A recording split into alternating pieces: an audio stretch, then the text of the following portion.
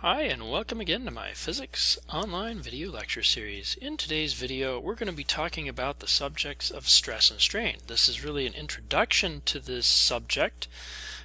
It is the first, therefore, of a series that I'm going to be making on it. And so there's not much to really recall. Instead, I'm going to start with a little bit of a discussion here. I have a sort of metal ruler here that I can use as a sort of spanning bridge between my two fingers. I'll put my finger at 17 inches and at 1 inch. So my fingers are 17 inches apart here, and you can see it bows a little bit under its own weight, but otherwise it supports just fine. Now, what if I add some weight to the bridge?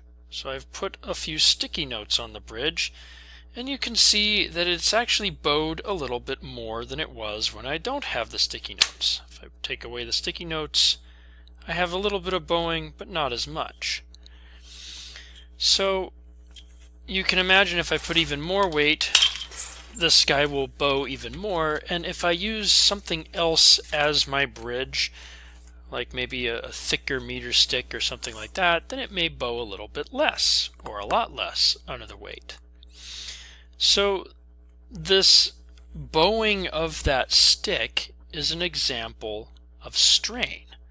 The weight that I've put on the stick divided by some relevant cross-section area is an example of stress. So stress and strain are typically related to each other. It depends upon what kind of regime we're working in. There's what we call the linear regime, and that is where we're going to actually be working for most of this class and discussion. In the linear regime, basically the amount of stress that I apply to the object, which we usually use as sigma for stress, is equal to some constant, this is called a modulus of elasticity, times the strain, and the strain we usually use as sigma. So this right here represents stress. So that is something about how much weight am I putting on my bridge, for example. This is strain. This is how much does the bridge bend, the response. And this right here is the modulus of elasticity. And we are working again in what's called the linear regime here because this is a linear equation. If I doubled the stress, I expect the strain to double as long as the modulus of elasticity is constant.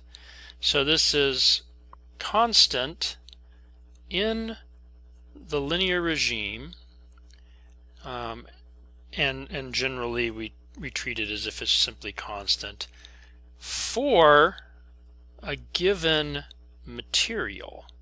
So if I change out my material from, let's say, steel to aluminum, or from aluminum to wood, or from aluminum to copper, all of those things will have a different modulus of elasticity. The other thing is that there's more than one type of elastic effect here. Again, in this case that I was demonstrating a sort of shear, a sort of bending along the longitudinal axis due to layers sort of like sliding against each other. It's a form of shear stress and strain. There's actually, for an introductory physics course, for our purposes, there's 3 types. There's longitudinal or tensile stress and strain. That can also include longitudinal compressive, so stretching and compressing longitudinally. There is shear, and there's bulk. Now shear actually takes more forms than what you usually introduce in an introductory physics course. Shearing basically for our purposes means anything in which you have different layers of the material sliding against each other, and so that's everything from, here's a book, and if I balance it, it bends like this, but I can also have it on a tabletop and I've kind of pressed against one end to the other. And so from the side, bending or not, you can see that the pages on the bottom part are not lined up with the pages on the top. And for a thicker book, that would work better. Basically, your book, when closed, has, you know, this kind of shape rather than this kind of shape. That's a sort of shear. Okay, so let's write those down. We have tensile or compressive, and that's along one axis. We have shear, and then we have bulk. Bulk is basically if you have more pressure from the outside going in or more pressure from the inside going out, you have a bulk stress on your object. So these are your different types of stresses, and then the strain is different types of response. So how are these things defined? Well, stress, the sigma term, is always defined for us as being a force per unit area. Now, some of you who have read ahead in the book or who have taken physics before, or maybe even taken chemistry, may recognize that force per unit area is pressure, but I just said that one type of stress is pressure difference between the inside and outside of an object. So it should be no surprise that these have not only the same units but the same basic definition. Okay, but stress in general is a force per unit area. Strain in general, epsilon, can either be defined as something like a delta x over a characteristic length, or a delta v, a change in volume, over a characteristic volume. So delta x over L, if I have a tensile, delta x over L naught really is more like a delta x over x naught. That's akin to taking a solid object, grabbing both ends of it, and trying to stretch it. Now for a spring, you obviously see the spring actually stretch for you. But if it's something more solid like a bar of metal, you don't necessarily see this stretching fact taking place, because the metal has a very high modulus of elasticity, and so you have to apply quite a bit of force per unit area to get it to stretch. The other thing is that depending upon which of these three things you're looking at, the area in question for this equation may also be different.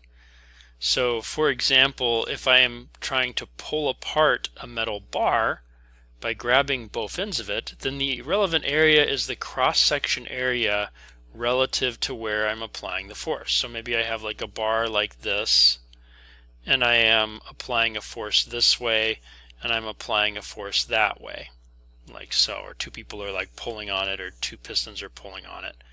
Well, in that case, this right here would be my relevant area, and without the force, you know, maybe the equilibrium length is here, so this would be like my L naught, F equals 0, and this right here would be my delta x. Okay, so this is my tensile version of stress and strain. This is tensile. Shearing would be more like grabbing this end and grabbing that end and bending, like trying to bend it or trying to twist it. Okay, and so you'd end up with a delta x and an L that are slightly different. Bending it, for example, if I have taken this and instead bend it so that it now looks like this somehow, that usually is done by having a force in one direction on one side and another force in the other direction on the other side. Okay, and what that ends up looking like is I'm drawing it bowed like this, but let's say that I draw it from here, the perspective from here. So the bow would be kind of like this, And so this distance right here would become my delta x, whereas my characteristic length might just be how tall is this thing to begin with. So this would be like my characteristic length for this this case right here, which is a type of shear. And then my relevant cross-section area usually is sort of like if I were to slice along the longitudinal axis of my rod, that becomes a sort of cross-section area in question. Okay, and then bulk right here, we would have this, and that's pressure difference, which means I have force on all sides of it in and force on all sides out. If there's a difference in those things, the whole thing expands or contracts. Okay. Now if you pull or bend or whatever hard enough, you eventually break the object.